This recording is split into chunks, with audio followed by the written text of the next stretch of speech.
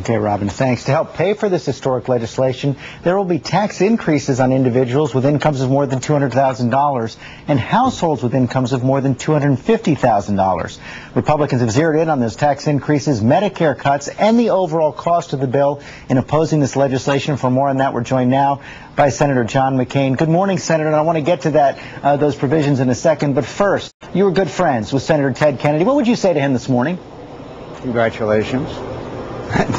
We were good friends. We had very different philosophical view as to the role of government in America. It's a massive government takeover of the healthcare system in America. I congratulate him on his victory. I still think it's terribly wrong for America, and so do the majority of Americans. With all this euphoria that's going on, it's inside the Beltway, champagne toasting and all that. Outside the Beltway, the American people are very angry, and they don't like it.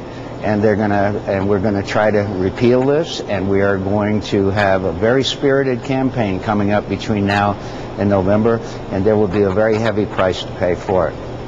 Let me get into that as well. You know, Congresswoman Michelle Bachmann addressed the protesters outside the Capitol last night, saying there would be more chaos and more division ahead. I know the Republicans want to repeal the bill, but there are also some provisions that take effect this year that you said you're for. No lifetime limits on health coverage, no denials of of coverage to children with pre-existing conditions, no cancellation of policies if you get ill. Will you move to repeal those provisions as well?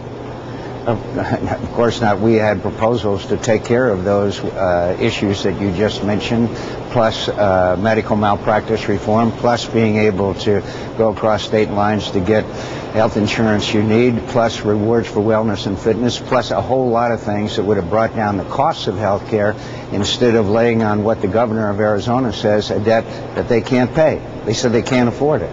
They're going to bankrupt the country. And so we certainly had alternatives, and we have been in favor of portability and all of those things, but not through laying taxes on, well, Caterpillar, as you know, just a couple of days ago said be $100 million increase in taxes by one of the major corporations that exports a lot from this country and helps out in that area. They're going to be competitive, and who are they going to pass those costs on to? We all know that. But Senator, if you repeal the bill, those reforms that you just mentioned will be repealed as well, won't they? We want to start over, as we've said. We can address those issues. American people, by 2-to-1 margin, want us to stop and start over. We're not going to do that. For the first time in history, we will have a major reform enacted without a bipartisan support for doing so. In fact, about a 2/3 majority saying they don't like it. So I believe the will of the people is reflected sooner or later in the makeup of the government. And when you go against the will of the people, you pay a price.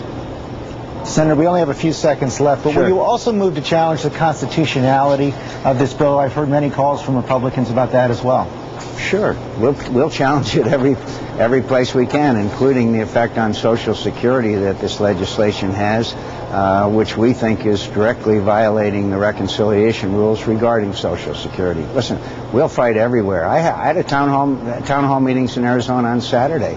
I didn't find anybody that liked this bill. The American people don't like it, and they are going to be heard one way or the other. Okay, Senator McCain, thanks very much for your time this morning. Thank you.